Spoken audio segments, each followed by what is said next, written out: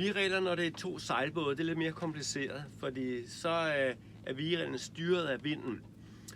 Den første regel er, at 2 både på forskellige halse, der er det bagbordhalsebåden, der viger, og hvis de er på samme halse, så er det lugbåd, der viger.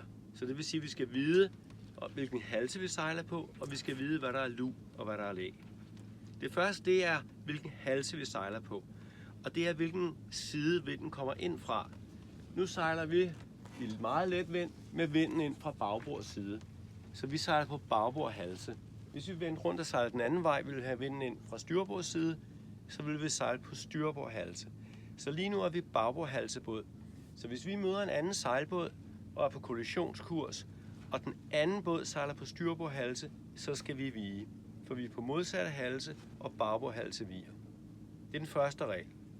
Hvad gør man så, når begge både sejler på samme halse? Det vil sige enten begge på styrbord halse, eller begge på bagbord halse. Så er reglen, at lugbåd viger for læ. Og det handler om den anden båd er i vindsiden, der er lugsiden, eller i læsiden.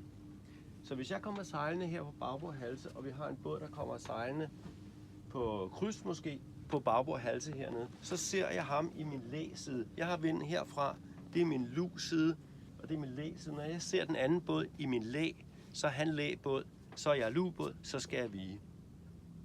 Hvis der kommer en båd heroppe fra i min vendside ned mod mig, så vil jeg se ham i min vendside, altså min lugside. Han ville se mig i sin læside, så er jeg læbåd, så havde jeg retten til vejen.